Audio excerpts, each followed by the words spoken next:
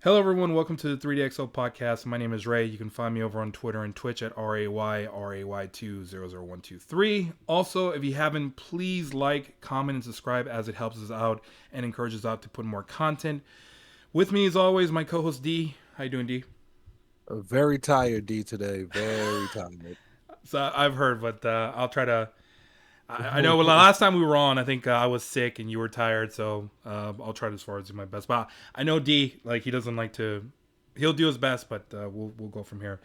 Also, too, to one as far as insert, we did create a Twitch channel. It's Team 3DXL. You can follow us there on Twitch. We'll have a couple more content out pretty soon for either watch-alongs or maybe NFL. We're still kind of working that out, but we'll start off as far as with what's going on, what's hot right now with WWE. I'm gonna start with that.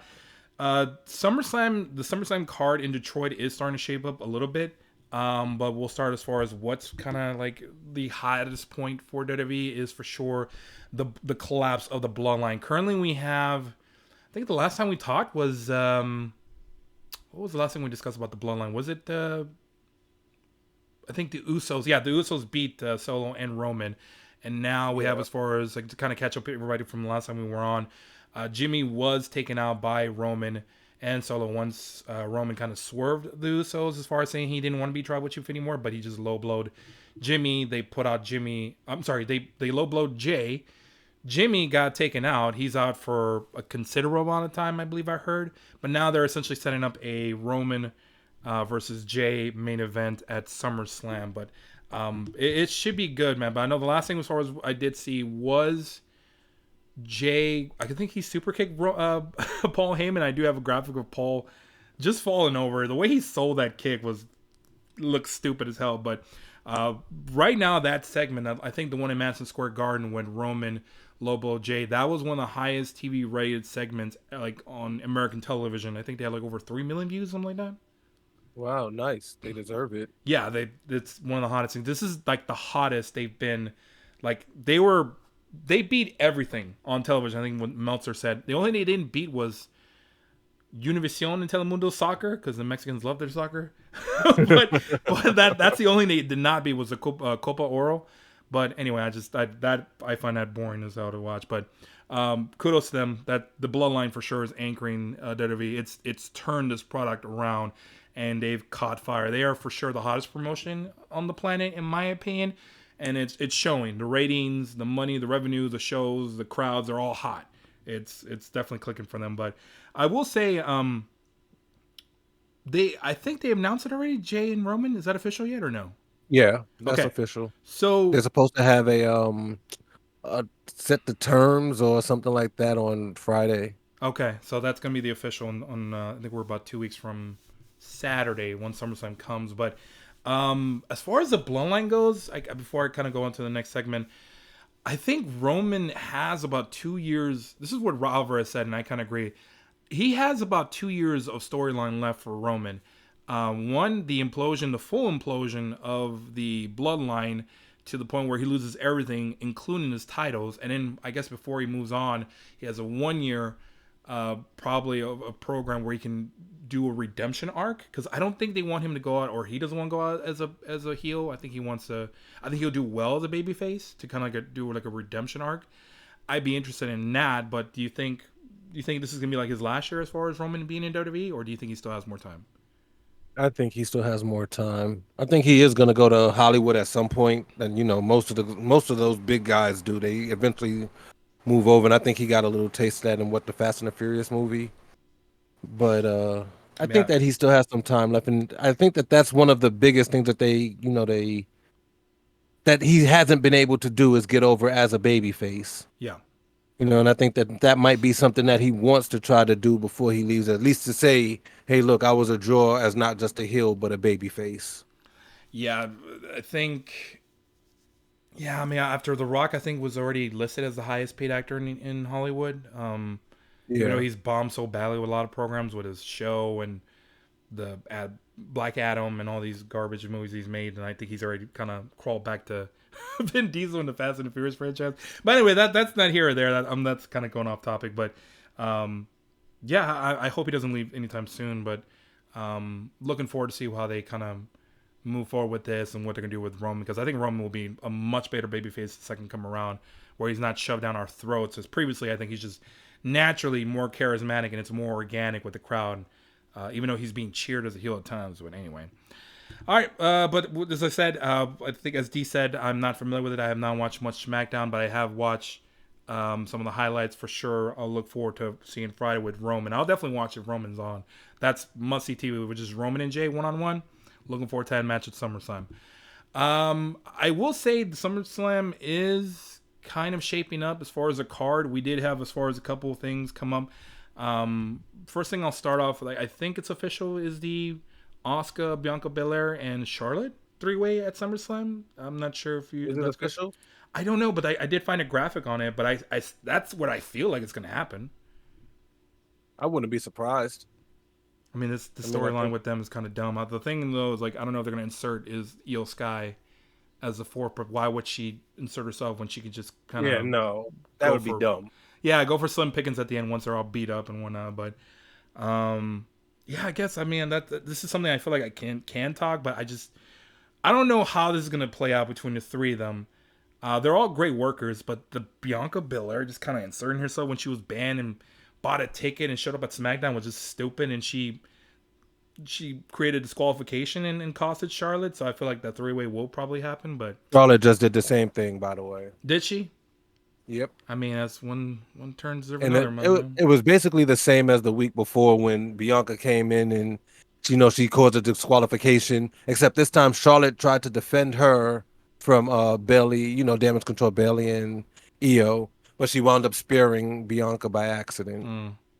So Well, yeah, I'm pretty sure that there's gonna be a three-way at some point. Yeah. well, I guess we'll. I mean, my expectations are gonna be low with this. It's just their booking has been kind of meh lately. But anyway, moving on to the next match is actually a rematch for whatever reason, but this should be good. It's Seth freaking Rollins versus Finn Balor. I don't know why or what. Is it Seth that allowed him to do the rematch, or what's the reason behind this? Because he already beat Finn. I don't get why they're doing this again. I'll be honest with you, I don't even know what's happening with this. Okay, well, I mean, I like Seth Rollins. I just don't know what's they happening with did this. they did have a good promo, like a face-to-face promo, where that was a serious Seth Rollins. I'm like, yeah, like I mean, he looked ridiculous dressed. Like I don't know what the hell he was wearing, but him and Finn just going face-to-face, that was great because this Finn Balor, I like this version of Finn Balor, but this is kind of going back to when Finn and Seth first wrestled for the Universal title and where Finn got Yeah. hurt, but they're using that as an element to add on to this match. But I don't mind watching them wrestle again. I think they're good. Their match, the last one wasn't that it was whatever, but I think they'll put on a better performance this time. And then you have Damian Priest kind of lurking around. I don't know. We'll see. We'll see if he costs Finn Balor the match again. I don't know. Or maybe Finn will pin Seth, and then Damian Priest will Finn Balor. I don't know what's gonna happen. But any I'd thoughts be on this match? interested in that. That would be No, unique that'd be element, very yeah. interesting. I don't see them doing that, but that would be I would enjoy that very much. 'Cause, I Mm, mean, as much as I like Seth Rollins, I want to see some new storylines, especially for Finn Balor. I think that they really haven't used him well, in my opinion. So I'd like to see him as a champion, and if Damian Priest decides to cash in on him, even better. I don't want to see the implosion of the Bloodline just yet. I'm not the Bloodline, excuse me, the implosion of Judgment Judgment Day. Day just Yeah. yet. But that would be an interesting turn. It would be kind of fun to watch. I'm curious to see who the odds are on this, but I would imagine Seth is the favorite. But if Finn is the Probably. favorite, I'm gonna have to take a deeper look because right now I have Seth is going over, but if Finn is the favorite, they know something that we don't know. But we'll take a look once we're closest to the card. But all right, moving on to the next one. This one I'm not looking forward to as much. Was the Trish versus Becky that we all kind of saw coming as far as we agreed that they likely will conclude this feud at SummerSlam with Trish and Becky Lynch. And Becky Lynch, I don't know if you saw her outfit, but it looks like she's dipping into Seth Rollins' closet again.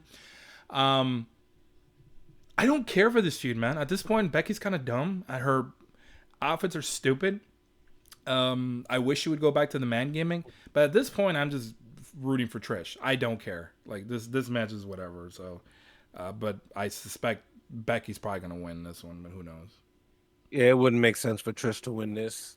I mean, I guess they could run a story out of it, but it doesn't make to me. It wouldn't make sense to just have Becky just keep on continuously losing to her and Zoe Stark.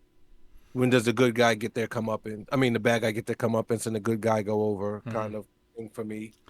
So, I mean, it's neither here nor there. I guess it's just a throw-in match to give Trish her flowers. You know, Buffer she never match. really had that.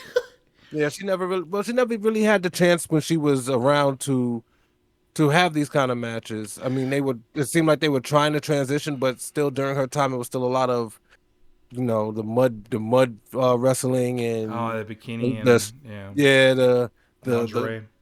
yeah, those kind of matches and kissing ass. Yeah, it was just not at that time, and I wasn't into women's wrestling, and now I am. So I'm hoping that, it should be a decent match, especially with Trish final. She's had a couple of matches now to get her feet underneath her, so should be a decent match. I mean, I'm glad it's giving Zoe shine though. Zoe can yeah, use that shine because I I think really this is like the her as one a they have to wrestler. put. They have to kind of propel here. Like she needs to be the one that going up because, like, obviously, I mean, I love looking at Trish, but I was just like, I'm gonna miss when she's gone. But this feud, I assume, is gonna go into as far as they pushing her at once. Like, maybe she'll turn on Trish. I don't know. Um, we could see that, but I know Trish brought up something about wanting to be in a cage match. I'm like, God, no. After that ladder match, no. No means Mhm. no. I just don't want to see her get paralyzed or break an arm or just do something where they both harm each other. And that's just keep it a regular match. Like just Well, have I a just decent think match. I think it's time for Becky to get into the title picture in some kind of Really? way. Yeah, even if it's losing to Rhea or something like that, it's time for her. I think that after this, it's time for her to, you know, because she's one of those figureheads who should be in there periodically. She should. So I wouldn't be mad to see her. And it doesn't seem like Rhea is doing all that much. Maybe Raquel Gonzalez is going to be somebody that she faces at some point, but right now it just seems like Rhea is doing her Judgment Day thing, and the women's title has been second fiddle to anything else that she's doing. So I'm hoping Mm-hmm. that at some point, she's actually defending that title. Would be great against Shayna Baszler, but whatever. Uh, yeah. I mean, there's a lot of ways it can go. Like I don't know what's next for Becky, but um, I mean, we'll see. I know. I guess she may get inserted into the. Wait, like so Rhea's the Raw champion, right? Yeah, I guess I don't know, man. I kind of want to see. I will. I guess we'll talk about it. We'll see what happens, but I guess we need to see what happens here before we determine what Becky's going to do. But yeah. time will tell. But anyway, moving on to the next one. This one, for sure, looking forward to. I think it's with Drew McIntyre and Gunther. I don't think that's official yet, but that's obviously going to be the match that's they're going to do. I know Riddle did wrestle Gunther again with Imperium was banned from ringside, but I don't understand. I don't understand why Gunther would need Imperium when he beat him already without Imperium. So that was kind of stupid in my opinion. But this is going to be a really good match. I'm really happy that they're utilizing Gunther and they have a title on him. He's solidified the Intercontinental Championship. Have you heard anything from Drew? Is he under? Is he? Did he get a new contract with WWE or is he still like? I I guess it's so far away. I don't know what's happening with him as That? far as his contract status. Yeah, I heard that too. Like it's still No, I ongoing. know I don't want to see Gunther beat him again. So if he doesn't win, I don't see the point in this because you then had Gunther beat him 1-on-1. You had him beat Sheamus 1-on-1, and you had him beat them both in a triple threat match. So And he like, chopped I don't fucking Matt understand Riddle's what's the feet too. point. Well, I just mean overall, as looking at just Drew McIntyre and Gunther in a vacuum, I don't see why Gunther why should he defend his title against Drew McIntyre? Drew McIntyre hasn't done anything. He just came back. Last time he was Mm, around, didn't he lose? Didn't he actually yeah, lose in the championship match with in the triple threat with he Gunther and did, Sheamus? but he. I think Sheamus is So the one that got pinned, right? I don't really think it matters. He lost. He didn't win. I mean, Gunther I'm won. looking forward to it. It should be a physical match, but I Oh mean, yeah, no, I'm not saying it won't be a good match. That's not. I know it's definitely going to be a good, hard hitting match. mhm. But I just look at it as how many times are you going to have Drew McIntyre lose going for this Intercontinental Championship? Well, I mean, I don't suspect Gunther will lose this match. I mean, I imagine he'll probably be one of the highest odd Exactly. favorites to win. It's not his time yet. I think he should keep the title going into WrestleMania. Maybe he'll challenge Roman. I don't know, man. We'll see what they do, but um, yeah, well, I guess I'm curious to see what his odds are going into SummerSlam. I imagine he'll be one of the top 2 or 3, if not the highest, maybe behind Roman probably, but we'll see. Any other thoughts on this match? No, I mean, there's really not much to talk. We just Yeah, know it's going to be a good, hard hitting match. yeah, Not because really much to talk about with I it. I say that because we move on to the next one. I'm sure we're gonna have a lot to talk about. Cody, Cody Rhodes. This guy, man. This guy is very over with the crowd. He's got the whoa line like going with the fans. I'm happy for him, but God, is he a fucking idiot as far as a babyface. He's one of the dumbest babyfaces I've seen. Him calling out Brock Lesnar constantly. Um, I don't get what he's trying to do. Like I know they're trying to do like we knew that this would be like probably the third and final feud as far as match at SummerSlam between Brock Lesnar. He's constantly calling out Brock Lesnar every week. He called them pretty much. Cody kept calling for him to the fact where he was fucking around and he was gonna find out. He called him. Brock's song plays. It played several times. This dumbass marches to the back. And guess what? He found out. It was Brock Lesnar answered the call. He answered his as far as challenge, and his will take on the two of them will challenge at, or will wrestle at SummerSlam between Cody and Brock. I assume Cody's gonna win, but at this point, man, I just hope Brock beats the hell out of him, bro. Because he's so dumb. And now he's turning into the AEW Cody where he sounds kind of whiny. I hate the fact that he's gonna do it because like once they introduce whiny Cody Rhodes, I think the fans may turn on him. I hope they don't. He's a good wrestler. He's a good promo, but man, this version of Cody is just a real turn off for me. And at this point now, I'm forced to kind of choose Brock. But any thoughts on these two? I mean, are you sure that Cody Rhodes is going to win? Because you know he lost his advantage in his titanium plate. Oh, He, don't start. he lost a I think he titanium got plate. hurt. His arm got hurt or something. Maybe he'll put the fucking sleeve back on. I don't know. I don't get this. I don't understand the Brock Lesnar. You're not a man. You didn't make me tap. No, he beat your ass, broke your arm, and made you go to sleep. Mm-hmm. I mean, what more do you want? Like, are you just a glutton for punishment? Bro, he didn't need anything else but his hands to break your arm and push you to sleep. That sounds like a real fucking man to me. I mean, I don't know I, why. I don't I I don't think don't any get it. sane person would try to call out Brock Lesnar not call him a man. That's just dumb. No, but I just mean, but it doesn't even have to do with being sane. Like he already beat your ass. Like we're talking, it's not like we're talking about some theory that might happen. No, we're talking about what Brock Lesnar actually did in storyline. He in storyline broke his arm, which was a calculated mistake. Um, Michael he call fuck didn't. you. He then put him in a fucking Kimura. Well, he put him in the Kimura to break it. Then he put him to sleep. So, well, was it the Kimura? He passed out from the pain. Yes, Yeah. he passed out from the pain in the Kimura with his broken arm. Like, bro, you didn't have to tap. Like to me, okay, granted, you hung in there and you never tapped, but you went to sleep. He had you in so much pain that your body gave out on you. I don't get where this storyline is going. It's stupid to me. I like Cody Rhodes. I like Brock Lesnar, but I'm done. I don't care anymore. I'm over it. This is You're he kind of the lost same me boat as when me, he. brother. Yeah. But I see. I was into it until he said that he wasn't a real man because he didn't make him tap out. I mean, if I put you to sleep, have you ever seen in boxing somebody get knocked the fuck out and say, you know what? You're not a real man because you didn't. I didn't quit. They didn't throw in the towel. They didn't throw in the towel on me. You just knocked me the fuck out. You ain't no real man. No.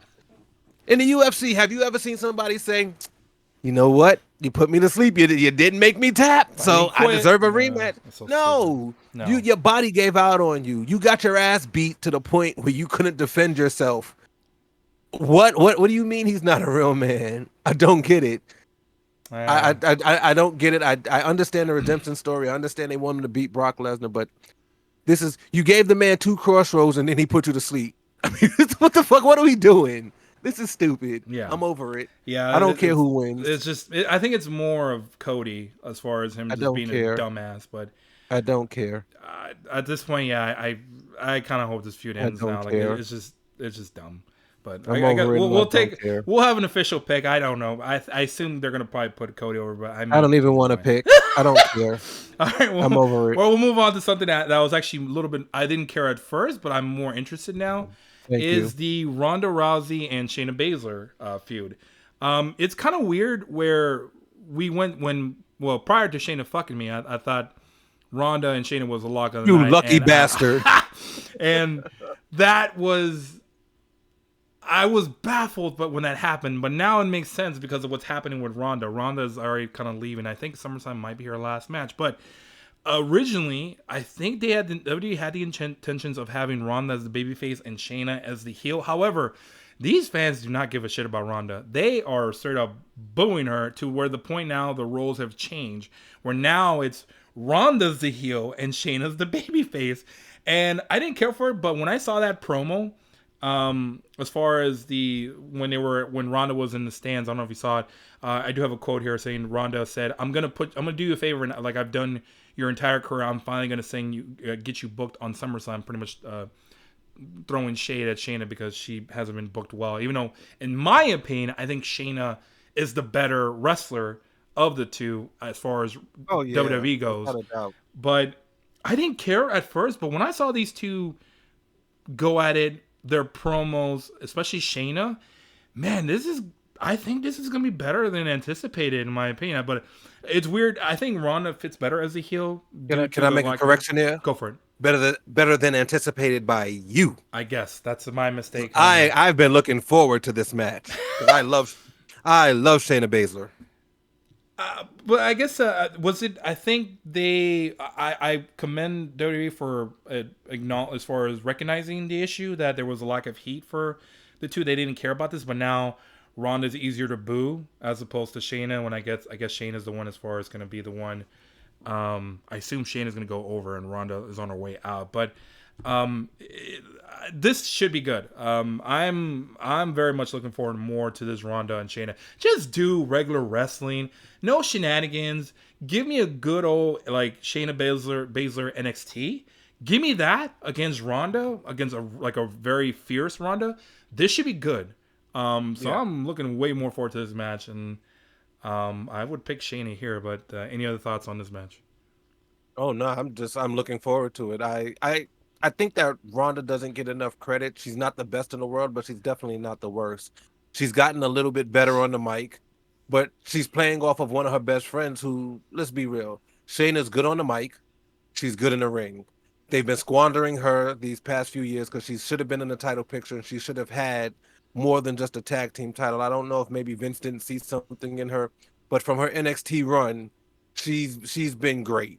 Oh yeah. So I'm just looking forward to seeing her finally get her shine. Does she have the longest reign in NXT for women's champion? I want to say that was Oscar. Man, but those two had some dominant runs, though. I'll say They that. did. They Although did. Shayna was pretty impressive, man. She was Oh yeah. napping Fuck everybody, yeah. bro. Until it Even took when Rhea Ripley to beat her. I think it was Rhea Ripley. I'm pretty sure. But even when she got her teammates, Jessamine Duke and Marina Shafir, she was still they weren't great, but she was still good and she was bringing them along. So Mm-hmm. I mean, just her beating up Dakota Kai, and I enjoyed it overall. I just really enjoyed Shayna, and I'm glad that she's getting a shine, and hopefully that this will elevate her to another level. Yeah. Because Triple H obviously likes her. Oh yeah. I think I respected that Shayna from NXT, but if we get that one against a ruthless like Ronda Rousey, I think this should be this could be a It'd really be a good good match. match. Yeah. I think so. I'm hoping I'm so. looking more forward to this than the Cody and Brock. I'll say I that. mean, I'm just from a storyline aspect, yes, Yes. because it's more personal. You can look at this and see how it's more personal than a Brock and Cody. And I love the story that they're telling. Do you think they should make a stipulation of like it'll be a submission match or who can rub out each other's like eyeliner Nah, off or no, I don't think they need. I don't think they need no any anything? submissions. I mean, Okay. yeah, no, because they both have submission finishers. So I don't think you need to necessarily make it a submission match because that's what it's probably going to be at the end anyway. Well, I assume the finish will be like Shayna will choke out Ronda and Ronda won't will tap I can only essentially. hope. I But can only it, hope. it's a shame though, man, because Ronda's really good and I feel like they kind of fumbled her but it's mainly because the fans kind of turned on her, especially in her. Yeah, I I was think about it to say started she in her never got over hometown. with the fans. Yeah, Yeah, she just even her never connected with hometown, the where fans. the connection was missing, and man, I remember when she came out with her and Kurt against Triple H and Stephanie. That was such a really good match, and it just they kind of messed. I don't know, man. Like it's a Yeah. shame that she's leaving and whatnot. But I think I've heard that there's rumblings that that Ronda is looking to go back to UFC. So Oh, she now that Amanda Nunes is going, she don't have to fight her. yeah, But um, but I I mean think that the Shayna kind of problem looks is, like Amanda Nunez, but whatever. but I think that the problem with Ronda Rousey has been more so the material that she's been giving. I don't think that she does her own promos, and a lot of her promos are kind of like Roman Reigns when he came out with the Suffering Scripted, Succotash. And yeah. as a Oh good god. guy, you can't say something like Natty Boombalatti and the crowd's gonna be behind you. They're gonna look at you like, oh no, this bitch is fucking stupid. So I can understand, like, and it's not her fault. It's just bad No, creative. yeah. So I think that her as a bad guy does better for her, even though she still says some weird shit. But I like her enough that I don't mind seeing her in the ring. I See, don't really want to hear the song anymore because I don't think it fits her persona and her character. But I do feel like I think she needs like a darker song. But I am looking forward to this match. I like both women. I think that is going to be a good match, especially because they have a lot of familiarity with each other. well, we'll see. But I feel bad for her because like I feel like had she stuck around with Paul Heyman as her mouthpiece, she probably would have lasted a little bit longer as a heel. But who knows? We'll see what happens. But hopefully, best of luck to Ronda. So, but anyway, Yeah. moving on to the next thing right now. I will say this is probably the hottest wrestler right now, or the most over guy at the moment. Me as far as referring to LA Knight. Man, this guy is just ridiculous. He talks like The Rock, walks like Steve Austin. He's already been as far as Yeah. like he's already been as far as criticized for imitating those two too much, but man, he does it so well. Like it doesn't matter. Like one guy that's definitely not a fan is Kevin Nash, who Kevin Nash did rip on LNA for sound like as far as looking like or trying to sound like The Rock or look like The Rock, whatever. He did later on as far as apologize to LNA for calling him a ripoff of The Rock, but that's mainly because of the backlash he got from a lot of, like as far as fans online. It's just one of the things that I think it's just short sighted. Like Kevin Nash should see the bigger picture. Like this guy is over with the crowd. Why are you gonna rip on him? Like if it's old or if it's something you're really good at, why not go with it? And it obviously is going over with the crowd. But any as far as what do you think as far as so far with LA Knight's run? I fucking love LA Nitron. What do you mean? I love LA Knight. I'm glad that he's finally getting his shine. He's been over for a while. I don't understand why they don't want to put the title or put a title on this guy, which I think that that's going to happen at SummerSlam finally, because God knows Austin Theory doesn't need this Oh, fucking title. glad you brought that up because moving on as far as the next thing here, it's not official, but I think they're trying to do a qualifying match to see who Yeah, goes against Austin Theory, but I suspect that the winner will likely be LA Knight. If they do anything else, they're just WWE's just fucking brain dead. But it's not going to be Santos oh Escobar, god, so I hope yeah, not. it'll probably be. I mean, It's he's not bad. Come on, he's not a bad. He's great. I don't like this LWO stuff that he's doing because I think that he's better than this. Escobar. Okay. But yeah, Santos Escobar is really good. I don't know if you don't really watch NXT, so you didn't see Legado de Fantasma versus Hit Row when him and Swerve were going back and forth. That was fucking must watch TV. If you can go back and watch that, I would suggest that you do it because that was some really, I really would good actually be wrestling intrigued in and that. really good TV. I didn't know much about Really, Swerve at the really time, good. but that sounds like a really good match. It was. It wasn't just a match though. It was a whole like program. They had an actual program for the North American Championship. Hmm. So if you get a chance, go back and watch that. I urge you to go back and try, and periodic, check up on it and see how it unfolded all the way through because it was really good. Well, I was gonna say as far as going back to, I guess we anticipate the matchup between LA Knight and Austin Theory. Man, I will say like it's time to take the belt off of Theory. Like this guy has not done nothing. It's a failed push. The Cena It's rub didn't past work. time. It's a lame gimmick. Like it's not very good. He has a great look. I feel like there is something in Austin Theory. Just this thing that he's doing is not working. I feel like he has the Roman problem where he's kind of it's not organic. It just feels forced. but I feel like I've seen Austin Theory. He has done a promo where, as far as where he came up, like as far as his upbringing, where he has a younger brother and he's trying to bring up his younger brother right. That looked really good. Like, why don't you push this guy? Like, if that's him, give me more of that guy. Like, but this fucking guy, I don't like him at all. It's time to get the belt off him. LA Knight should, as far as get the push here. We need to elevate this dude because he's what, LA Knight's in his 40. Like he's in his Yeah, he's 40s gonna right be now. 40, I think, this year. He's been everywhere, bro. I don't know if you've seen lately in the last week or two. Like the Yeah. internet has like they've found him in all kinds of videos. When insurance company was with Ric Flair, he was in an old like DVD program with Triple H when they were doing a workout. He was doing the gimmick, the Eli Drake back then with as far as was it TNA and whatnot or NWA? I'm sorry, Impact. Was He it did it Impact? at Impact. He won. He did it in Impact and he won. Then he went over to NWA and he won the tag title. So I mean, he's won and he's gotten over everywhere he's gone for the most Yeah, part. but but LA Knight has gone over with the crowd organically, and that's good. WWE's seeing that. I'm You glad know Triple what? H is kind of pushing him. You know So what? You know what? Past LA Knight, Austin Theory just sucks. this has been terrible. He hasn't been on a pay-per-view and defended that title and God knows how long. Very true. Come on, bro. How many of the past pay-per-views have we looked and we be like, wow, Austin Theory is still not Yeah, on we this said that. pay-per-view? Yeah. Mm-hmm. And I mean, it's been at least the last four.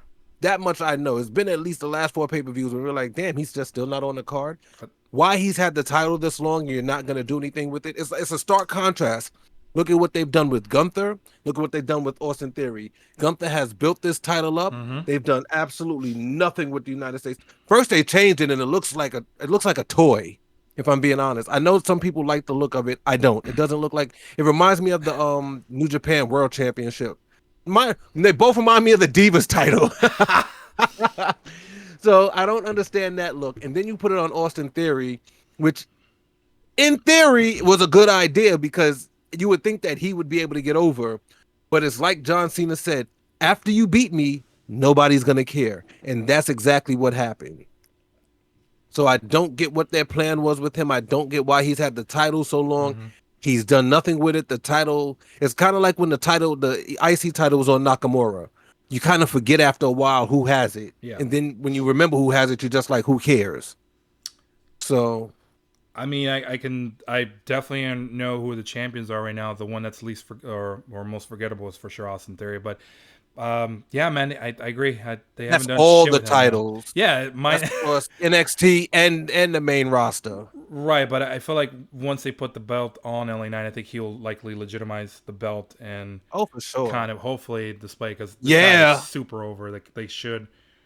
I'm so glad he's going to push, but he's probably the hottest act right now in WWE as far as the most over with or the best crowd reaction outside of Roman. But love his character, love his gimmick. It sounds. I mean, it sounds like The Rock when he's talking. He kind of walks like Austin, but I love this character. Like, and he sounds like he's been doing this gimmick for quite some time. Yeah, everybody copies everybody. Yeah, exactly. Yeah, that's what I'm saying. But if you're, like I said, if you're good at something, or as far as something that was not original, but you're really good at it, then do it. I mean, if it's over with the crowd, do it. Like, go with the crowd. Like, it's just I agree. Run with it. So I'm glad they're running with it. But anyway. I hope he does win. I suspect he will be the favorite going into SummerSlam. So hopefully Triple H pulls the trigger on that. I'm sure. Moving on. That's most of the stuff that's hot for today. What's not hot? Oh well, don't forget Ricochet and Logan Paul. Has that been official? Yeah, I'm pretty sure that's now official because I think Logan Paul accepted it on Friday. Did he? I didn't see. I mean, he did show that one flip when he jumped out the ring. That was fucking amazing. But I'm looking forward to that match. Ricochet and Logan Paul. You know what's kind of weird? Both Paul brothers are gonna fight on the same day. I don't know if you know that. Don't care. Not a fan, Jake Paul. No. Oh, come on, we'll do. You know what? I think both Paul brothers are going to win that night. But yeah, I mean I don't have much. He's not fighting a boxer. I know he's fighting Nate Diaz, brother. I yes. know that. I'm favoring Jake Paul, but whatever. I mean, probably if he'd fight a real boxer, you'd have more of a decision to make. When he fought Tommy Fury, he might have lost by decision, but he lost. You kind of said, you know what? He might just lose. I don't think he's going to lose. He fights washed up UFC fighters. I mean, if it was MMA, I would definitely highly go for with Nate Diaz, but But to it is say boxing. MMA Yeah, is it's not. It boxing. is boxing. Well, I don't know why we're talking about Jake Paul. Anyway, back to Yeah, Logan Paul. like I don't Logan want to talk Paul. about I Jake like Logan Paul. Paul. Like Logan Paul plays great as Yeah, I well. do too. Yeah. I'm not sure who's gonna win that match between Ricochet and Logan Paul. Neither am I. I guess we'll get the odds. I'll have to take a look at the odds because I'm they're gonna probably guess Logan Paul, but who knows? Because who Logan should Paul has taken win. a lot of L's. Who should win? Who should win? Probably Logan Paul. He's taken a lot of L's, and it seems like they like him enough to keep using him. I So guess. if you're gonna keep using him, and you putting him against people like Roman and whatnot, then you put him in Money in the Bank and things like that, then you should.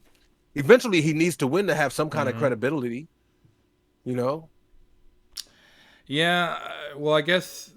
We'll have that as far as ready for the prediction show. Like, I guess it should be what 2 weeks from Thursday or Friday, I assume, probably. Something like that. Yeah, so we'll have that ready for you guys. So, but And I may throw in the Jake Paul and Nate Diaz fight too for the odds. yeah, Anyway, and I'm but thinking that they might have because whatchamacallit, Nakamura kicked Tommaso Ciampa in the face after Tommaso Ciampa got him DQ'd against Bronson Reed. So I don't know what's gonna happen there, but I'm interested in it. I'll say that much. That's another one. I don't think they don't have the other. I don't think that's official yet. But there's a lot of matches. Yeah, Obviously, no, we're I still don't think missing it's there. official. Yeah, But that would be good. Yeah. Tommaso Ciampa and Nakamura, that would be a good match. Yeah, that's Especially if you add in Bronson Reed. I mean, SummerSlam might be good, man. I'm looking forward to SummerSlam. I'm not gonna lie. Mine is the Cody and Brock anyway. But going back. Oh, yeah, that's right. Not hot injuries. Like currently, there's been several injuries as far as one of the biggest notable ones was Bayley, who got hurt this past weekend. I think it was at a house show between Asuka and Charlotte, and she got hurt. I think Asuka was doing a drop down in the corner, and Bayley kind of misplaced her step or something, and she just collapsed. And she was just holding her knee, and the referee was holding the X. And I do have a graphic of that with the referee doing the X. The other one too recently, I don't know if it's legitimate or not, was Liv Morgan who got hurt.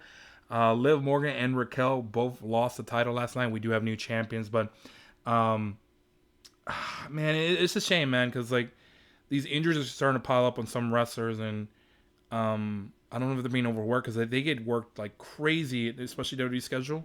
But I don't know. That's legitimate. Like, who else is out right now with injuries? We haven't heard anything from Big E. Also, oh, what's his name from Pretty Deadly? We're fucking Ridge Holland again. Yeah.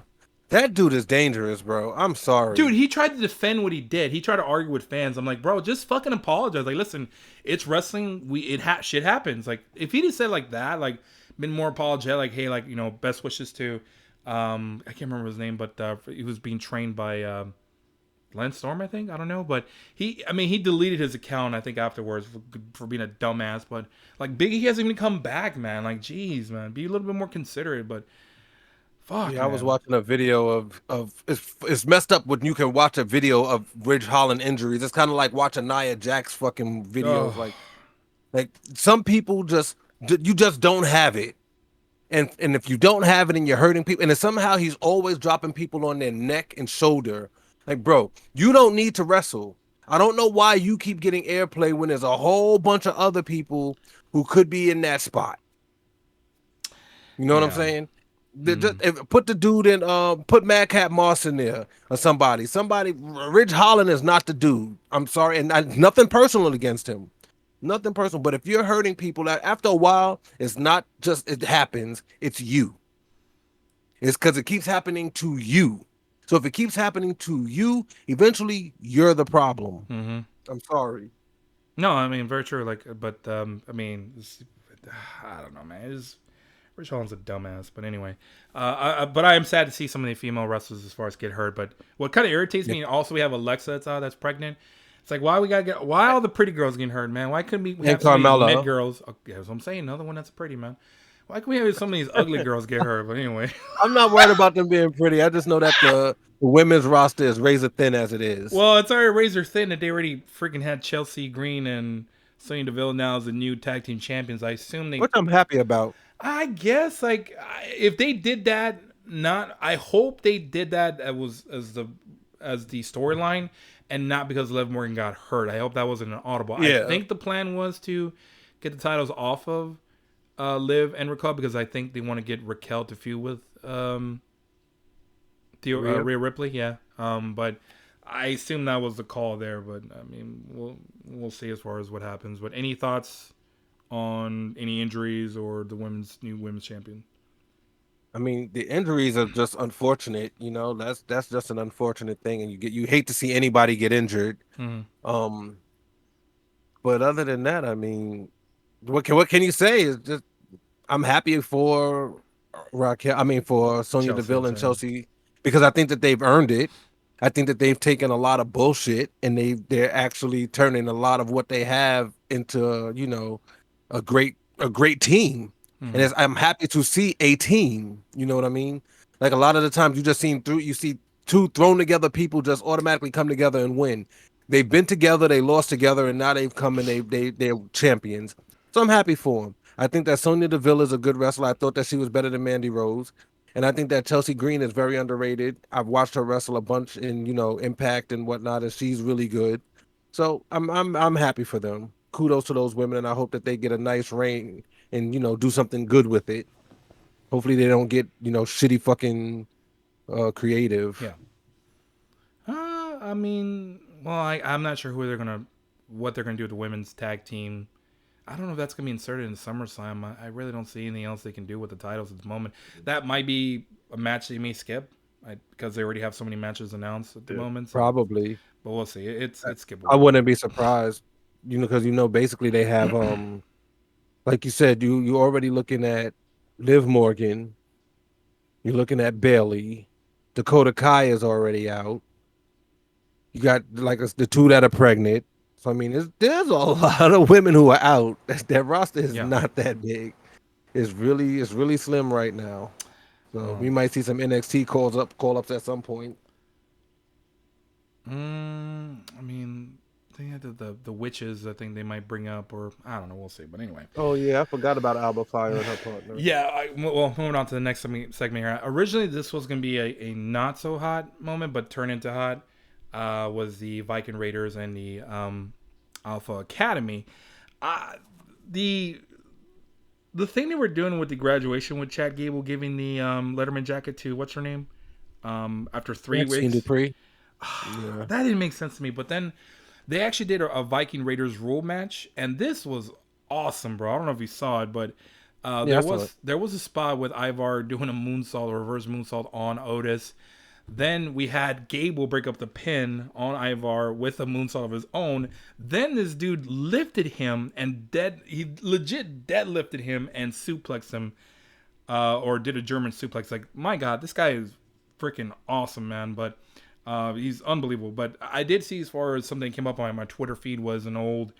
It was an NXT match with FTR versus American Alpha. It was Jason Jordan and Chad Gable. Like, Jordan, I've come to the conclusion that Gable is one of the most wasted potential wrestlers of all time. Like, WWE fumbled him. It's a shame, man, because this guy is so good and he's been very impressive. And WWE continuously treats him like shit. Like, they think he's a joke with the Shorty G and all these little stupid gimmicks they have him do. But he's just a fantastic worker. But man, this was a not hot moment turned into hot to just appreciation for Chad Gable. Yeah, I like him. I like Chad Gable a lot. I like Otis. I always thought that Chad Gable should have been the one who played Kurt Angle's son. Yeah, I don't know that'd have why been they good. broke up Heavy Machinery, but I liked Otis when when he was with Tucker as Heavy Machinery. So I'm happy for the both of them. At least they're doing something. I think that I don't know what Maxine Dupree's role in this is gonna be, but I'm glad that this is over because them fighting over a fucking Letterman's jacket was stupid. Yeah, it's silly, but What? So the Viking Raiders came and pillaged the jacket. I um, mean, well, I could have well, done without that. this is like, I don't know if they're gonna, maybe they'll run it back with the Viking Raiders and these two again, but I mean, solid match. But that crowd was on fire too, and I think it was in Atlanta. But Man, WWE's been put on some really good matches lately, so hopefully they do something on SummerSlam, but we shall see. But that's pretty much it for SummerSlam and all. I did whiff on a couple of matches. I apologize for that for everyone. I thank Dee for reminding me a couple, but we'll probably have more and the full card prediction in a couple weeks and a little over 2 weeks from now. But switching sides to AEW now, I want to do as far as getting into a couple of news things here. Last Wednesday we did have as far as Nick Wayne premiere. He was All Elite. Man, he had a really good match with him and Swerve. I think they've wrestled in Defy previously, but Nick Wayne officially Yeah. turned 18 and he had a match with Swerve. I will say, man, these two, like Nick Wayne, solid match between Nick Wayne and Swerve, but the selling from Nick Wayne, his facial reaction was better than more than half of the roster I've seen in AEW. Like Nick Wayne looked like he kind of belonged on the roster in my opinion, but unfortunately Swerve did win the match though. A lot of people thought Wayne should have won, but I'm fine with this. I mean, he kind of had like No. a kind of an injury or something that he showed.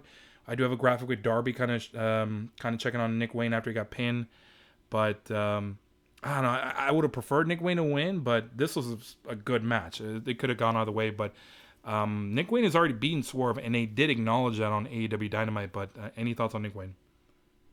Well, I told you I thought that he and Billy Starks, when they came to AEW, were going to be good. I mean, I said that a long time ago. I've been waiting for them to come, to be able to actually finally wrestle. And I think that Swerve was the perfect dance partner for him Yeah. for his first time on TV in front of a major, major audience Mm-hmm. because they have that familiarity. And, he had that trust. Like, even when he went over to Nick Wayne's mom, you kind of looked at that and you could see that she was happy it was Swerve. Like, even though, they were having the back and forth, you can see the comfort level that she had and that Nick Wayne had with Swerve. Mm-hmm. So I thought that was the perfect person to introduce him. No, he shouldn't have won because you're setting Swerve up to go, to go further. Mm-hmm. And if you wanted Nick Wayne to win, you put him against a jobber. You could put him against local enhancement talent. When you put him against somebody at the level of Swerve, you don't expect a win. You expect him to show, a showcase, which is what he was able to do because he was with Swerve and because Swerve was willing to be so giving to him Oh, yeah, because he gave him a lot. they Yeah. know each other. So I kind of expected it. I knew Swerve was going to win, but Ooh. Okay. just a good match. I thought it was going to be a good match, which it was. And the promo, the video package before the match, when he was talking about his father and showing the ring, I thought that was a great way to introduce him. That was a great way to get him over with the crowd and to show that he's been doing it for a long time and that he has the passion and why he's doing it. So I thought that this was one that Tony Khan knocked out of the park. Tony Mm-hmm. knocked us out the park. I thought it was great. I think it could have gone either way, but this kind of adds more. I mean, the promo they did an excellent job. This is how you're supposed to bring up young talent as far as newcomers, because this kid was really impressive. They had a really good promo with him as far as his father being Buddy Wayne. I mean, he's pretty much had wrestling in his blood as a kid. He was learning wrestling, but I mean, good way as far as they promoted this kid. They promoted as far as the match as being the main event as opposed to the 5-on-5 Blood and Guts. But this was a solid match, and I don't. It could have gone other way. Swerve, I'm fine with Swerve beating him because he gave Nick Wayne a lot, man. He was selling a lot for Nick Wayne. So, but And you overall, couldn't have Swerve lose. You could not have. You couldn't have him lose this match. You just couldn't. Swerve is a major talent, and you can't. You couldn't have him. You couldn't. You just to me, you couldn't have Swerve lose this. That's just my opinion. You had to have a good showing from Nick Wayne and Nick Wayne lose. mm-hmm. Because then because if you beat Swerve, where do you go with Swerve? Yeah. You're the leader of the Mogul Embassy, and you just lose to a rookie on his first day. Yeah, I mean, there's still a lot left to be desired in this for Nick Wayne as far as what to do. Because obviously now you give him something to look forward to try to get his win, get that, get a match over on Swerve. Because right now I think they're going into it, there was Swerve 1 win, Nick Wayne 1 win. Now Swerve has 2 wins. So, I mean, they may possibly wrestle again and All In. I would love to see that match again, but What we'll I see how would it love goes. to honestly see is, that Darby also went to Swerve. Swerve helped Darby out. So I would love to see Darby think that Nick Wayne is going to be with him and then Hmm. just turn on Darby and go with Swerve and be like Swerve's protege. I think that would be a cool way to go. Man, there's a lot of ways you can go about this, but that's an interesting scenario you could possibly go with. But I mean, we'll see. I'm looking forward to That's seeing this if you kid. want to Yeah, make him a heel. yeah. If you want to make him a heel, you I, know. I guess fantasy booking wise, there's a lot of ways you can go about this, but I think the guy they're all gonna probably push is Nick Wayne, because I think Darby has already said that his time. I guess he thinks his time is almost up. I don't think it is, but I think he should just take less dangerous spots or these unnecessary bumps or risk. He could, as far as extend his career, but maybe help out Nick Wayne. But I think he's gonna try his best to try to help out Nick Wayne, and so is Swerve, and so is like people like Kenta, so on and so forth. Yeah, but Swerve is he's getting pushed. If you're talking about out of the three of those guys, They, who's getting pushed now? It's yeah, Swerve. yeah. I mean, right now, Swerve, yeah, they need to do something with him because he hasn't done much, and he's actually really good. So, but I'm glad. Yeah, he kind of needed the win. I think Yeah, more he needs to badly. fight Keith Lee. That's what he Oh needs to god, fucking that's do. another one. Fuck. At this point, I don't care anymore. Yeah, me Anyway, neither. we'll see. That's probably what they're gonna do. You're probably right. You're probably on to something when you're. But anyway, moving on to the next thing here. We'll talk about as far as Collision here overall. It's been about a month or so since Collision's been on TV. It's done well. That's mostly because of CM Punk. CM Punk has done well, man. His promos have been fantastic. His work as far as feeling out the energy of the crowd. He's kind of trying to get a feel. He's doing a neutral character at the moment. Whether if the fans are booing him, he's gonna play up the heel role. If the fans are cheering him, he's gonna play the babyface role. So he's doing a good job as far as feeling out the crowd and letting matches come to them as opposed to just going with the decision or whatever they book. But I will, as far as add on to a couple things here. Going into the Owen Hart Cup Finals, we did have CM Punk and Samoa Joe. That was an okay match. CM Punk did go over. I do have as far as a graphic with. I know this is Dee's favorite Samoa Joe move, where CM Punk was trying to do a high risk move and Joe just walked out Walk the way. away. that that is just fantastic, bro. Just The Joe's look on his smartest move in face. wrestling. He is just so good, bro. But we did have as far as CM Punk go over. I can't remember the finish. I think he just kind of pinned him. Small pack is the most deadliest move in wrestling. After Samoa Joe had the cooking clutch on him, but I think he just rolled on him and pinned his shoulders. And I feel Something like like this is that, yeah. not over yet, but we'll probably get another match in the future. But any thoughts on that between Joe and CM Punk? Yeah, it was a foregone conclusion. Yeah, so moving on to the next thing here. On the other side of the semifinals, No One Hart Cup, we had Powerhouse Hobbs and Ricky Starks. That was kind of a weird finish because I thought Hobbs was going to go over and Starks won. But the interesting part about that match was the ending, how Hobbs lost. It looks like Hobbs got a babyface turn, but it was mainly because QT Marshall was on the apron pointing out to Aubrey like he's got him pinned, and he had a legit gripe. But I mean, you got to get down from there. Like, but anyway, that's essentially what happened. It seems like Powerhouse kind of pretty much blamed QT for losing the match, and rightfully But it so. was his fault. He was on the ref not going to count as long as you're on the apron. Very The true. hell off the apron. All he had to do was jump down. He didn't have. He could have jumped down and pointed. He stood on the apron and pointed. No, you cost him the title. I mean, you cost him the match. So I'd be mad too.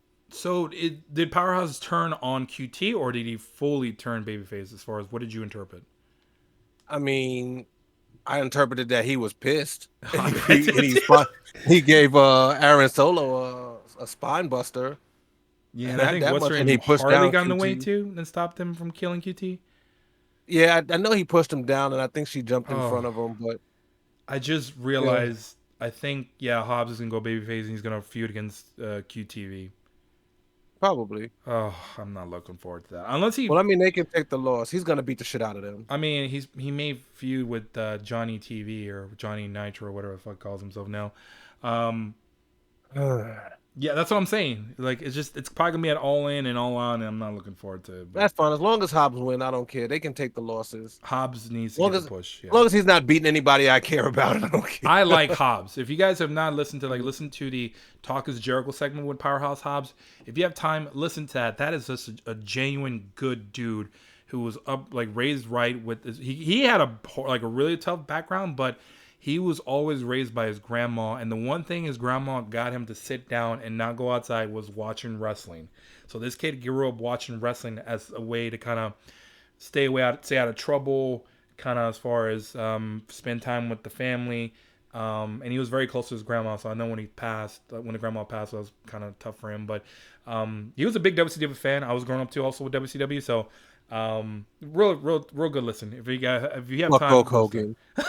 Anyway,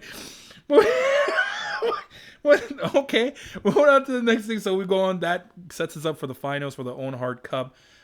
With Collision, it was this past Saturday. We had CM Punk versus Ricky Starks. Oh man, where do I start with this stupid match? I was so thrown off by this. I was certain CM Punk was going to win this match, and that's not what happened. Ricky won. It was somewhat sloppy. CM Punk needs to stop doing all these stupid high risk moves. He was trying to do a lot of Bret Hart moves, but it wasn't working, man. The match could have been better, but Starks kind of he won with a roll up, well, not a roll up, but he pinned CM Punk with holding the ropes. And the weird thing is, if you take a closer look, he had his hand on the ropes at 3. The referee counted to 3, and he looked at Starks holding the ropes, and he was just kind of looking around. And Brian Alvarez pointed out as well, like he acted like as far as well, I'll get into as far as what he did, but he was holding the ropes, and I think they just did that to protect CM Punk. But that was just weird that the referee saw that, and I thought they were gonna reverse it or continue the match, but it was just weird. They just kind of left it go, and I don't know if he turned heel or what happened here. But did you watch this? Yeah, and I don't ask me. I don't know what this is about. I have no clue. I saw it. I didn't know, so I just let it go. I just chalked it up to it's wrestling being wrestling. Yeah, The referees in AEW aren't the brightest anyway, so oh, and that's Ron's work too. Like he's usually pretty good, but that was kind of dumb. But I mean, at the end, that was even more bizarre. Was when Fusion was it Liger? He came out with Lucha the. Thunder Liger. You see, I don't know why I can't say his name. He came out Mm. with the Owen Hart Cup and gave it to Stark, but Stark just snatched it out. This is at the end of Collision. He just grabbed the trophy and walked out, and Liger was like, "What the fuck?" Well, shake my hand. I guess congrats. Like, didn't even do that. He just walked on out and left, and that was the end. They went to Battle of the Belts. But And I I mean, if will. you saw the week before when FTR came out to help Punk after he beat Hobbs, he came out to the ramp. He looked at them and then walked off. So, Yeah, and let's be real, Ricky Starks is not a good person. I mean, well, in storylines, he's not a he's not a good guy. I He mean, he's might be a great on good the guy mic. Yeah, sometimes, yeah, but I think that he's a better heel than he is a babyface. I yeah. And I've been watching him since NWA when he held the oh, he held the I can't remember the name of the title because I haven't watched NWA in so long, but I think he got beat by Zicky Dice. But he wasn't a he was a good guy there, but I still think that he ever since when he had, when he was with Taz and whatnot, I think that he's a better bad guy. Mm. So I think that doing this switch with him and Hobbs is a good idea, I mean, personally. I'm curious to see what they go with that. But I guess at the end, like going into Battle of the Belts, Martha Hart did come. Doctor Martha Hart did come up with the titles with the 2 winners. Also on the other side of the women's, I forgot to bring up Willow did win the finals, which kind of Yes, surprised me. sir. And beat Ruby. So that kind of surprised me as well. So the favorites did not win, but we had Ricky Starks who. I was kind of alluding to this earlier. Alvarez did point out that Stark acted like a babyface when Martha Hart presented the belts, but this is really weird, man. He acted like a babyface at the end. But I mean, I'm glad for Willow too. I'm happy that she won. They're doing something where finally, but yeah, maybe, but Oh, happy overall, accident. yeah, I don't get what the point of this tournament was then. If CM Punk was supposed to win, I thought that was supposed to set up CM Punk to challenge for the title, but they went in this direction, so I have no idea what they're doing. What was the point of this? I mean, to keep it an annual tournament, I guess. Okay, does that give Ricky Starks a title shot? I don't think so. So what was the Ad- point of this? Adam Cole didn't get a title shot after winning. I think he won at Double or Nothing, and then he was a part of that 4-way for the title. Okay, wait, what for? Was he? Yeah, I it don't was remember if he with was. Hangman, Adam Cole, Okada, and Jay White. Oh yeah, that's right. I forgot about that. Oh God. Yeah. So maybe Ricky Starks is getting a title shot, but he's not gonna win. I don't know, man. It's just fuck. I mean, sometimes, bro, like I'm like Tony, what are you doing? Like, what are we doing here, bro? Like, are we just wasting time here? Like, I don't get it. Maybe they'll set up a feud with CM Punk and Ricky Stark because we thought CM Punk maybe turn heel, and maybe it was Stark that's going to turn heel. I don't know. We'll see what happens. Hopefully, we'll. There's got to be a reason for this shit. That's all I Yeah, got to maybe say. Tony is just maybe he has his dartboard and he's just throwing darts at the board and seeing Man, like wherever it the lands, that's where he's going. man, he's got rolled up papers in a hat and we'll just put like winner or no wrestler versus wrestler stipulation. I don't know, like a box of gimmick type thing. I don't know. Anyway, moving on as far as to last weekends as far as collision, the real main event we had as far as FTR versus the Bullet Club Gold with Jay White and Juice Robinson. Man, these two tag teams were, I mean these these guys are just incredible, incredible workers. FTR are awesome. Jay White and Juice Robinson are great. Juice Robinson is a fucking muppet. Like he's just a weirdo, but in a good way though. But man, these two had a fantastic match. They went up to 58 minutes, I believe, and then 2 or 3 falls. FTR did as far as pull out the win, but I think I'm getting ahead of myself here.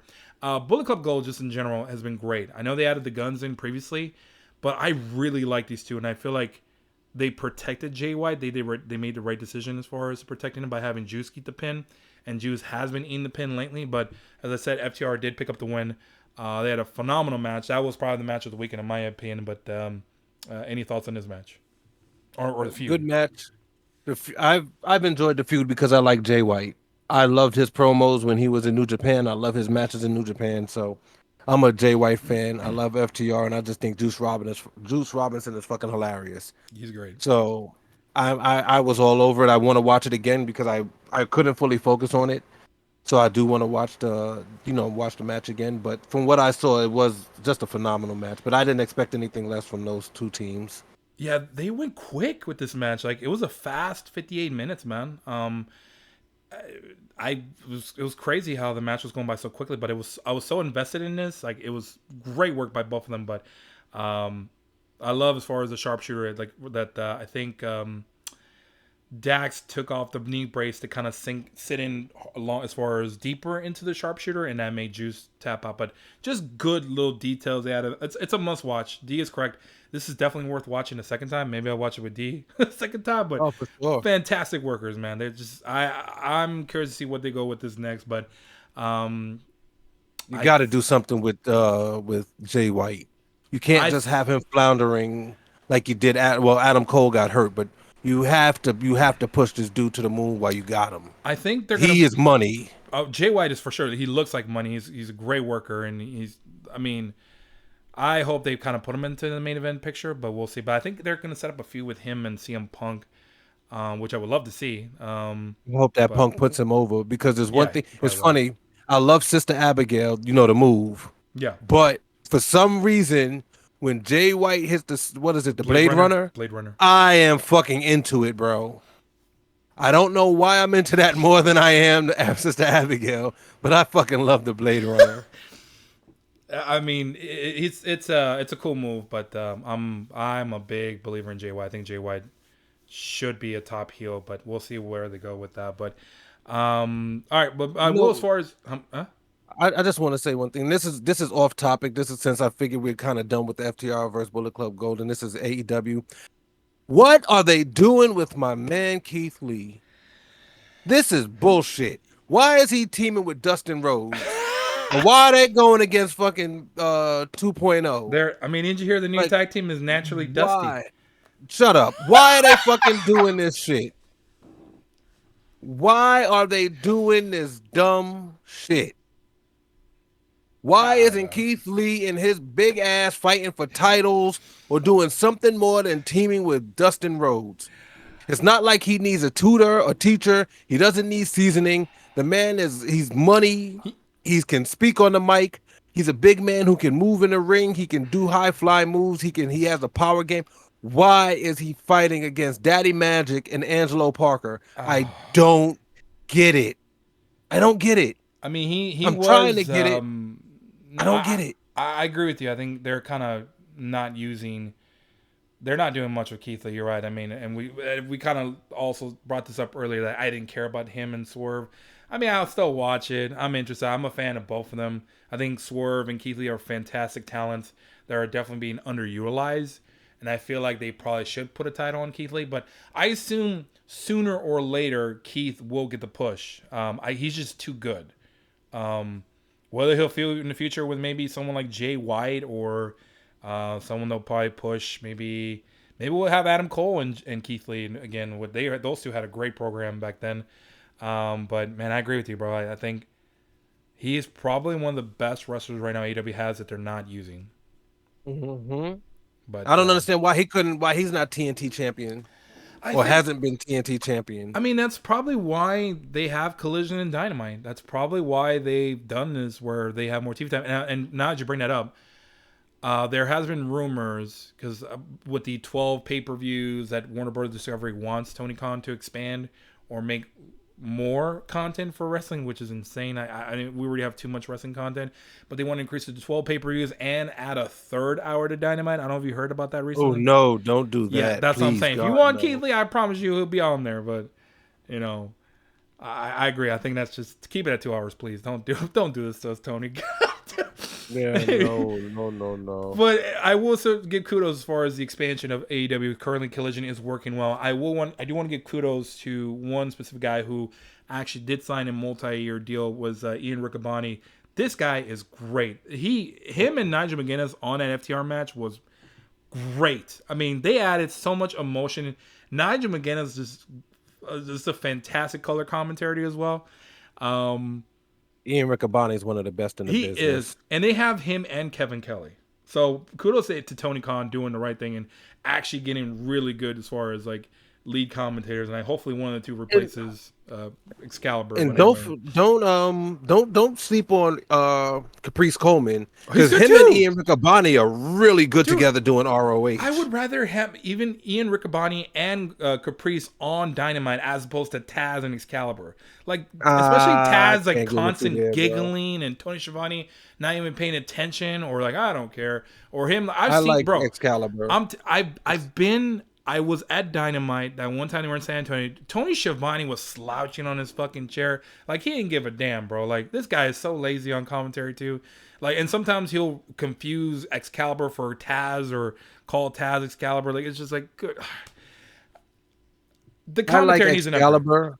I love the way Excalibur calls He's matches. he's fine if He's he's with he's someone really good. serious. Yes. But then you have Taz who will distract him or gig or have a giggle box, and it's just something that really irritates. It's just I'm the I can minority understand probably, that. but I I think if they were more No, serious, like I'm pretty I don't. sure. I don't think Tony Schiavone needs to be there. No, I don't think I Tony think it should be only there. needs to be a two-man booth. It only needs to Have be Excalibur and Yeah, Taz. it's working for ROH. It's working for Collision. Do it a two-man booth. If you want to do Excalibur and another color commentary, if you want to do Jericho, I don't care. Like Jericho's a little bit more invested in it. I mean, he might be terrible sometimes or obnoxious, but he's at least calling the match at times. These two are fucking giggling sometimes. And it's I so like what annoying, bro. Taz brings. I like He, what Taz brings to the match as far as he and Excalibur explaining what's going on, telling you to move, and the reasonings if why they do yes, certain things. I agree with So you. I When do they're like that. serious, yes, I think they're good. But when they're giggling or laughing or not paying attention to the match, like it's just dumb. Like, but anyway, that's just the small. I might be in the minority of that, but I think they need to be careful because like these guys, Riccaboni, Nigel McGuinness, Kevin Kelly, these guys are winning the wings. They will not hesitate to get switched to fucking Dynamite. Hell, we'll do a fucking draft for AEW. I don't give a damn. But they got it. I don't know. That's just something to me as a turnoff is the AEW commentary. That's just something for me on Dynamite. That's just a personal issue. But anyway, but Ian Riccaboni, well deserved. I'm glad he's a good guy. That you were gonna say something? No, I said I can understand why you don't like the team, like Dynamite, the commentary team. Tony Schiavone doesn't need to be there. He just needs to be the interview guy. I think he's better at doing that.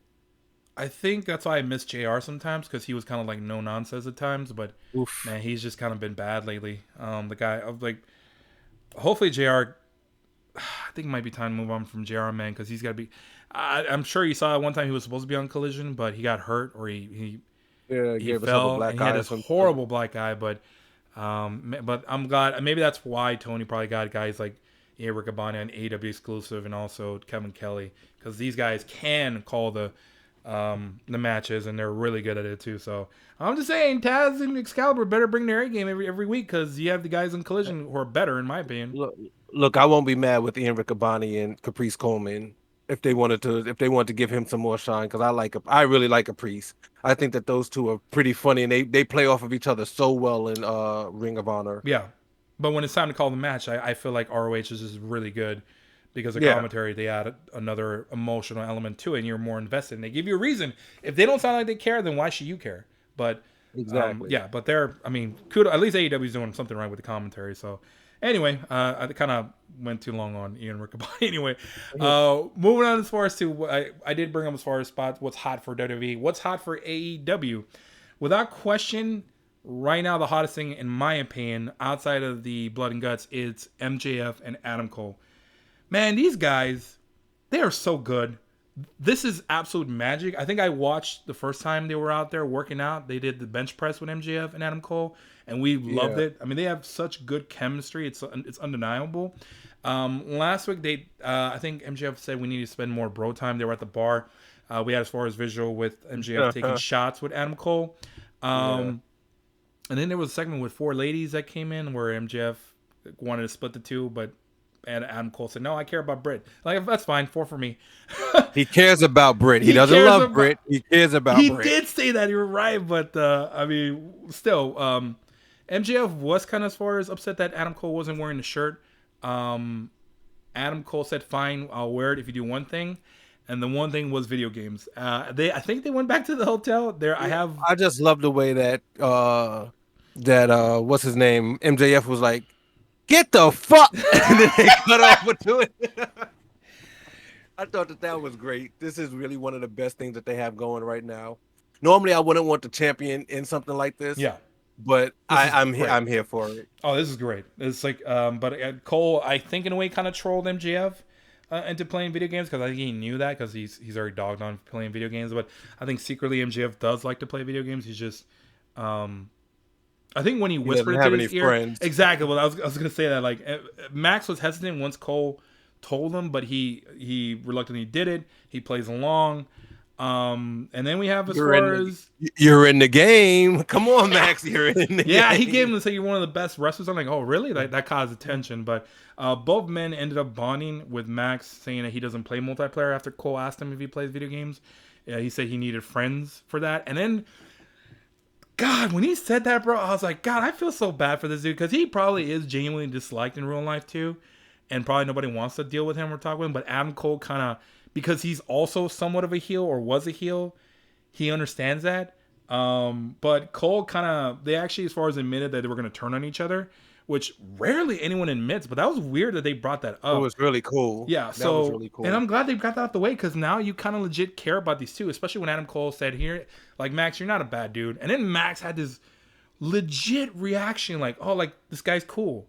Like, even though I admitted that I'm going to maybe turn on him, he still wants to, like, he wants to be your friend, I guess. But that was really good. It looked genuine. I liked as far as both.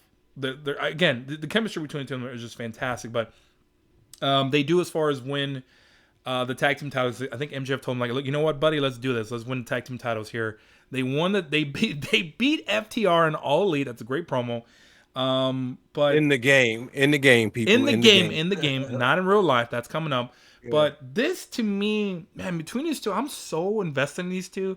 Like I really want to know what happens. But I would dare say this is probably the best angle outside of the Bloodline, in my opinion. Yeah, I can see that. But I mean, still. But anyway, I do have a graphic. I think I showed you this with Adam Cole looking back at MJF in the red dress with Britt Baker Yes. looking. At that was straight from Twitter, so thank you Twitter for whoever did that. You know who should have been there instead of Britt? Roddy Strong. Roddick's that's another thing too. Like Because I love when they go into the ring and MJF is just being completely Roderick Strong. he Everything that Roderick Strong did in the Undisputed Era is what Adam Cole is. I mean, what MJF MJF's is doing. doing with Yeah. Adam Cole is fucking. It's gold. Yeah, but that and what Dee's talking about as far as the previous matches, and also the match they had recently on last Wednesday with MJF and Adam Cole in the Blind Eliminator Tag Team match against Brian Cage and Big Bill. Um, I will say, Britt is like you said, Britt is not happy with this thing going on with Adam Cole and MJF. She absolutely hates it. She has talked about it on Twitter a lot. I think she's replied with the two of them hanging out or bonding with saying, "Oh hell no." But there was a segment with Renee talking or trying to get a comment from Adam Cole, where Cole was talking to Britt on the phone, and then he got a text from MJF saying that he walked by Brian Cage and he That was started fucking feeling sick. awesome. Dude. he was that was so He said, good. "Don't forget to wear the shirt for the match." Yeah. And then he texted him back. He was like, "Matter of fact, I just walked by Brian Cage in the hallway. I think I have the flu." He's like, "Max, you do not have the flu." It's like you are not sick, but I mean, ultimately, MJF it. did as far as That go was out there. great. But you're right. It's definitely Britt and Rodney are not happy with this with Cole bonding with MJF. But man, this is working too good, man. Body slam. Body Yes, dude. slam. Yeah, as you said, MJF did get a text from, or Cole did get a text from MJF that he did not want to, or pretty much saying he didn't want to go out there, but ultimately he did show up. They both worked. I mean, both sides. They worked a great and simple match. They got basic moves over with the crowd, bro. With one Yeah, with really with good. stupid push-ups, MJF trying to get a body slam off of Big Bill. Double clothesline. And Yeah, they and both got double clothesline by each Cage and Big Bill. It was yeah, dude, the irony of that too just is just, great. but the crowd even too was Just great. chanting for double clothesline. There was even a little like Mhm. the elbow pad. I don't know if you noticed that MJF was wearing saying double clothesline, but Yes. they're trying to get that over. But man, those two that was just a simple match and such a great match. Had good heat. Adam Cole was the fearless babyface on here. MJF was kind of playing the babyface. He's good. He's good Yeah. at this, even though he's pretending. But there's just so much takeaway from this match alone. They did ultimately win. They won with their finishing moves, but they're pretty much promising that they're gonna win or beat FTR, which is kind of weird for them to say that. But love the shirt, love the better than you baby shirt. I may actually get one, but yeah. Any thoughts on this so far? Like as far as where this is going?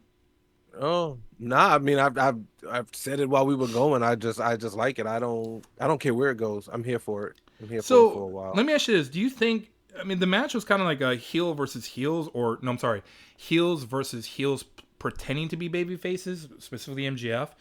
Adam Cole kind of worked as a heel a little bit because he did get some eye pokes and he did cheat a couple times, especially when he grabbed MJF's arm on the previous Yeah. match. So that's kind of brilliant that they're doing that.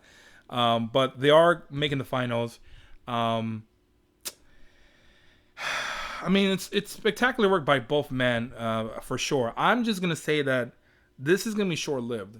I think Brian Alvarez did bring up on Resident Observer that they anticipate that they're gonna break up soon, which is so stupid. Like, I don't see why you would break this up anytime soon. But I Because you mean, can't have your championship oh, tied up in this. I mean, as much as we love it, you can't have your championship tied up in this long term.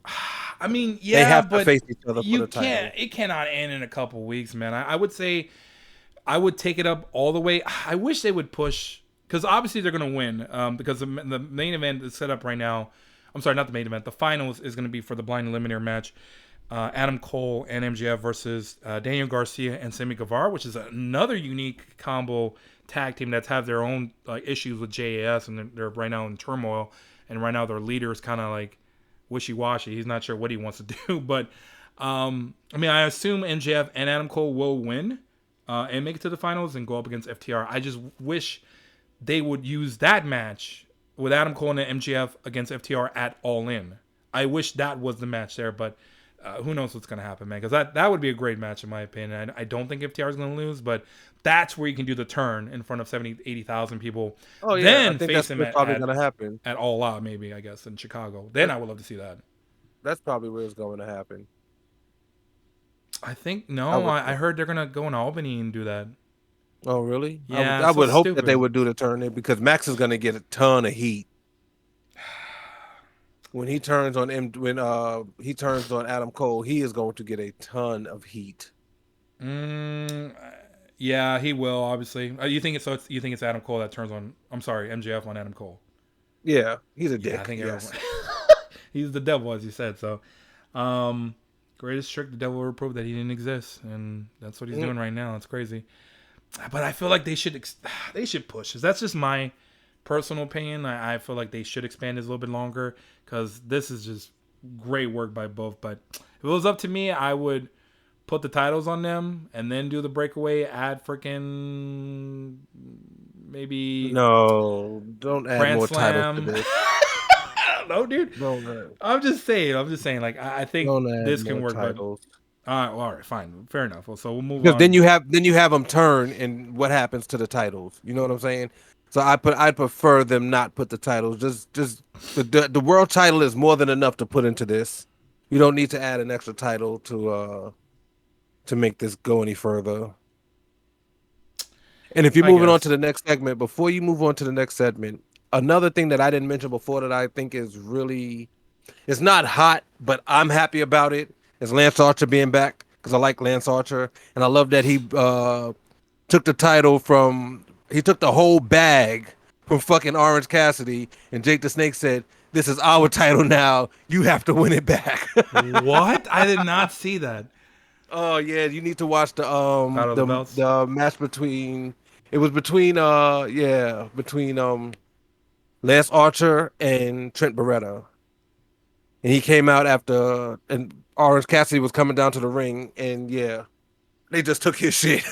I mean, I like Lance Archer. He's definitely a great heel, like a monster hero. But I thought that finish was stupid. I did see about when Orange Cassidy kicked his arm and he got counted out. I thought, man, Brian Alvarez shit all over this finish. So um, I don't care about the finish. I just like the fact that they took the title and was like, no, this is ours now. You have to win it I back. did not know And took that. the whole bag. They didn't even leave just the title. He took the whole fucking book bag. I did not see that, but I'll definitely check that out. But Oh I mean, Battle of the yeah. Belts I skipped. I didn't even bother watching. Yeah, it was, you didn't miss much. Yeah, I figured. But so anyway. Okay, I guess moving on is the D was kind of hinting as far as the main thing here, blood and guts. We have the Blackpool Combat Club with as far as Moxley, Claudio, Wheeler, with Takeshita and Pac being announced. Pac was as far as added on here going against the Golden Elite, which I'll get as far as the main guys in a bit. But when I saw, I was expecting the two guys, the final five members for the Blood and Guts. I was expecting something lame like fucking Homicide for BCC and for the like Colt Cabana. That's how low my expectations were. But when I saw Pac and Kota Ibushi being added, man, my reaction, Mother of God, like this is gonna be a hell of a match. But Pac was introduced. He's the one. He introduced himself. Actually, he attacked Kenny Omega last Wednesday, and it makes sense because he kind of holds a grudge with Kenny because he broke his nose. He also, Kenny's the reason why they didn't lose. They didn't win the trios. He lost it after the best of seven. Omega, but this makes sense. Him feuding with these guys. I mean, he's pretty much had us feuded with the majority of these dudes are on here. He's gonna feud with Takeshita pretty soon, but it made sense. I'm glad Pac is inserted into this, but he'll make it real interesting. And of course, the other guy for the Elite was the fifth member, turning him into the Golden Elite, Kota Ibushi. Man, dude, this is gonna be. You have a lot of dream matches here. So this alone being in Blood and Guts in Boston, I mean, in front of that crowd, I imagine it's gonna be pretty hot for this match. Is gonna be good, but man, I'm looking forward to uh, the entire match itself. But any thoughts on Ibushi and Pac? Well, Sean Ross Sapp had he talked about it beforehand, so I kind of, like I told you, I kind of knew it was gonna be. I didn't know, but usually when he doesn't just say things for no reason, you Yeah. know. So I kind of knew it was going to be. I figured it was going to be Pac and Kota Ibushi because he had been reporting on Kota Ibushi in his contract for a while. So I mean, it was. I kind of knew it was still nice to have that confirmation because I think it's still going to be a great match, and it's really nice to see Pac back because I like Pac a lot. Oh yeah, So he's good. I really want to see. I'm glad that he's back, and I'm hoping that now that he's back, that I can get this match that I've been wanting to see between. I mean a really good match between the House of Black and Death Triangle. So Oh, I I see. yeah, this all works for me. This all works for me, brother. I mean, well, I was gonna ask too with Dakota Bushi. Like, is this a one-off for him, or is he signed with AEW yet, or no? I think it's a per appearance deal, if I'm not mistaken. Don't quote me on that, but I do think it's a per appearance deal for him. I mean, well, I assume. Well, let me ask you this also. Like, do you think this is the end of the feud between the Blackpool Combat Club and the Elite? Is this it? For Is this, fuck's sake, I hope I so. know this has kind of been dragging out. Man. So, Like I like uh, both groups and I like the matches, but goddamn, I'm tired of seeing them fight each other. You have 10 guys, well, 8 guys who just constantly keep fighting each other. You know what? Those 8 guys could be doing other shit. yeah, I think it's time to have. I mean, they got to do something with the Elite. Like the Young Bucks, they got to do something. Kenny has to do something. He'll probably have a program with Takeshita maybe at All In.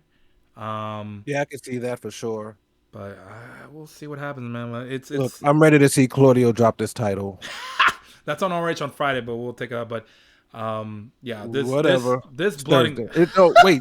Oh, that's right. Death, but Death. I keep forgetting Death Before Dishonor is coming up. yeah, Golly. yeah, it's on Friday. And it's Claudio's opponents is to be determined. So, um, It's not like he's gonna lose, I unless it's Eddie mean, Kingston. Maybe if it's Eddie no, he's at Kingston, the maybe he'll G1 right lose. now. He's at the G1. Uh, oh, fuck. Maybe a Papa Buck, I don't know, or Papa Briscoe.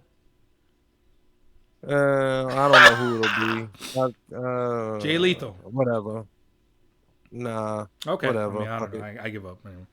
Yeah, me too. Fucking Goldberg. I don't care. Anyway, Don't say I still that. think Claudio would beat fucking Goldberg. Anyway, yeah. So that I mean, this Wednesday's Dynamite is a huge Dynamite. Where you have on top of Blood and Guts, you have the finals with the Blind Limiter match between MJF, Adam Cole, Sammy Guevara, Daniel Garcia. That should be an excellent match. And then they kind of inserted Hook versus Jack Perry for the FTW Championship. Man, I think Perry's gonna beat him, man. Oh yeah, I'm pretty sure that's gonna happen. I mean, maybe Christian Cage will I'm come out. pretty I don't know. We'll sure. see. But I mean, that's tomorrow, or later on today, I should say. It is July 19th, technically, where I'm at and where we're at. But I mean, I'm definitely looking forward to this. I might get extra sauce than usual, so that's just me. The last thing I do want to get into is they did recently announce AW Dynamite Grand Slam Wednesday, September 20th in New York. D has already said he will officially be there. He'll be signing autographs, shaking hands, taking photos. Any comment, D? First of all, I didn't say that, and if you see me in public, don't walk up to me. You don't want to fuck around and find out. So we're gonna leave that one right there. All right, we'll send us home then. All right, guys. Thank you very, very, very, very much for going through this podcast. I don't know how long it's been, but with us right now, it feels like it's been an eternity. I know we covered a lot of stuff. We've done a lot. And if you want to do a lot for us, you can give us a like, a subscribe, leave us a comment, let us know what we did right, what we did wrong. And check out our new channels. Like you said, we will be trying to put up some content on the Twitch channel. We will also be trying to we'll do some more. We're gonna do some football talk Yes, probably. So we're five going to baseball. expand. Yeah, we're going to expand into a little bit more. Maybe, play some video games on the website. I mean, on the Twitch page. So yeah, go over there, give us a follow. 3dxl.com. I mean, twitch.com/3dxl. Yes. And yeah, hope you guys enjoyed. You guys have a great night. All right, thanks everyone for listening. For D, I am Ray. We'll be back later. Later, everyone.